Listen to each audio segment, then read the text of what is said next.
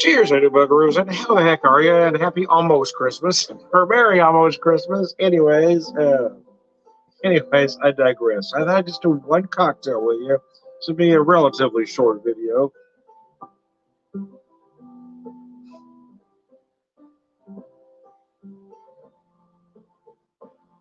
Trying to fix something here, and there we go. Now it's working for me.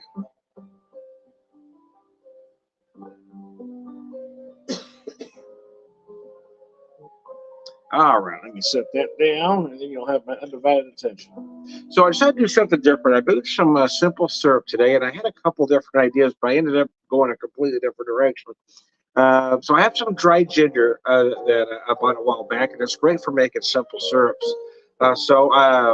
What I did was I made a ginger. I was going to do like I had different ideas to do with the ginger, and I kind of made a last minute decision to do ginger candy cane. What I did with this one, oddly enough, I don't have any mint, or I probably would have added mint to it to make it more of a ginger peppermint. So what I did was I added the dried ginger to the water and sugar, but I also added a candy cane. I melted a candy cane, so it added additional sugar, but also added those peppermint candy cane notes. So I've got a ginger candy cane old fashioned going on here. That's why we've got the candy ginger, and the candy cane garnish here. Or stick, I guess, if you will. Not a cane.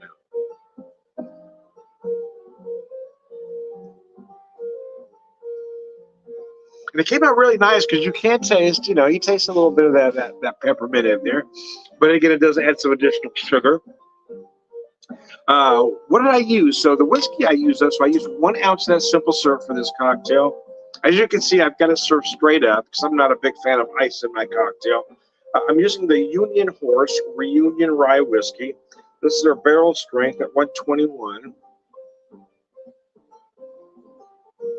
Batch 11, bottle 399, it says. There we go.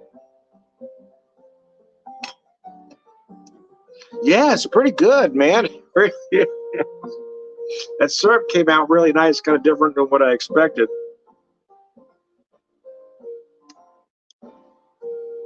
I wasn't going to add the candy cane, and then at the last minute I said, oh, just screw it. I just dropped it in there. I'll let it melt. So it melted in. So I used a different one here for my garnish. Here you may notice here. Notice when I made other cocktails, the color will bleed in.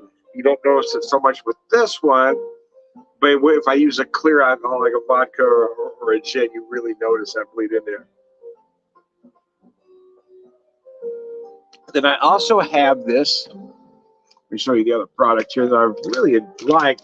It's great to eat. But I've been using it mostly for cocktails, but I have ate some. So crystallized candied ginger. Sweet and spicy, it says. And it does. It works great for an old-fashioned garnish, in my opinion.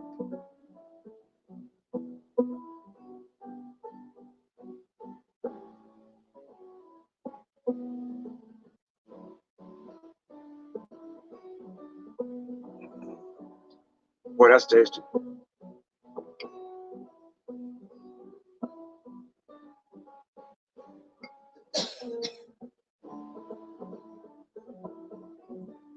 Yeah, use 2 ounces of the whiskey, 1 ounce of the simple syrup. That's why we're only doing one cocktail, because it's a high-proof liquor. So just one is fine for now, because I want to do another video later. I have some beer that I've been meaning to get to, so I really need to do that. I just haven't been drinking as much beer lately. And we had dinner not long ago. Had an early dinner for Christmas Eve. Probably just snack later if we need to.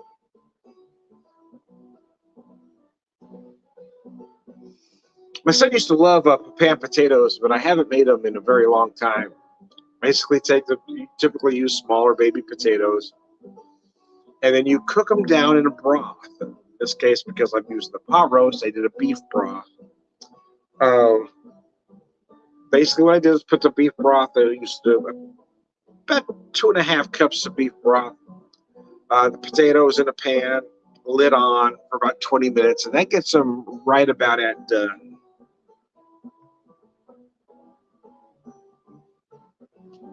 but then you take the lid off and let that liquid evaporate.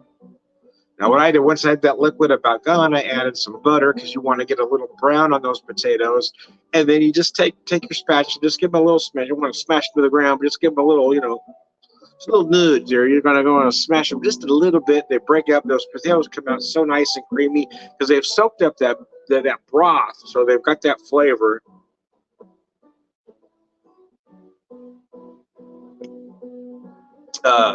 Also, I caramelized some onions and went to deglaze the pan. I use Viandale, their 2018 Estate Grow Norton. So I used a little bit of that to deglaze the pan. So I had a little bit of that with my dinner as well.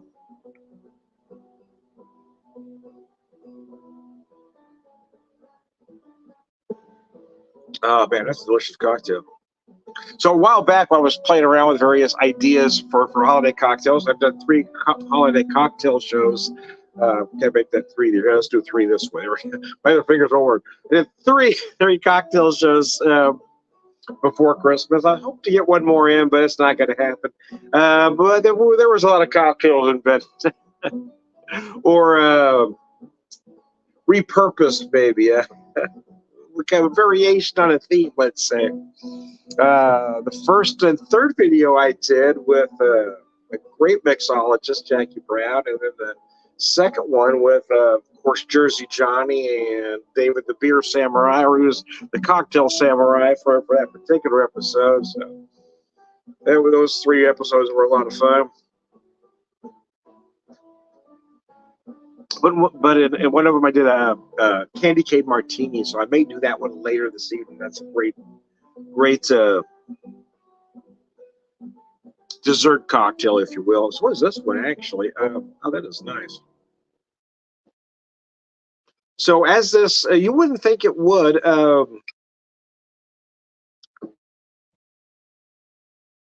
But you know, if you can see that red gas coming out there. But so the candy ginger has that sugar that will come off in your drink, making it a little bit sweeter. But the candy cane wants to kind of slowly dissolve in there as well.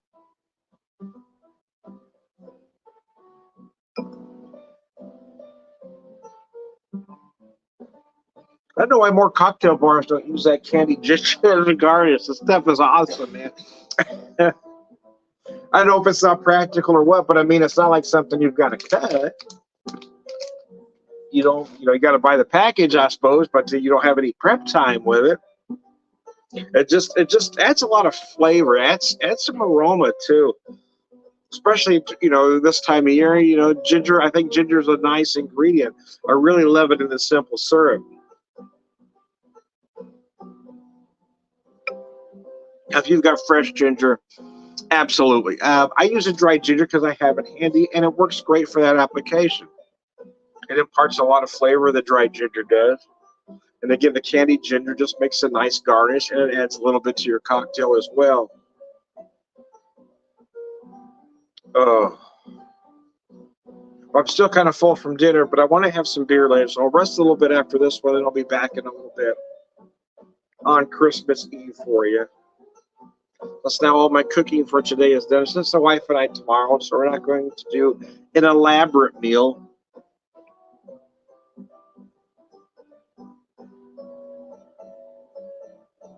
But because it is Christmas, right?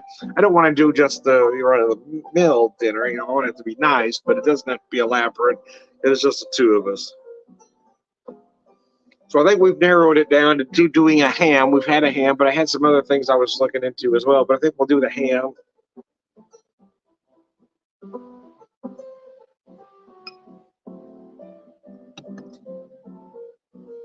Since I did the pot roast today, that made a nice, you don't want to do an elaborate dinner for Christmas Eve because you're going to be making a mess the next day typically. So in the past, to be honest with you, when the kids were little, we'd always just order pizza, have a pizza. And I needed one ingredient to get out there to be able to do that today, and I just didn't want to get out because it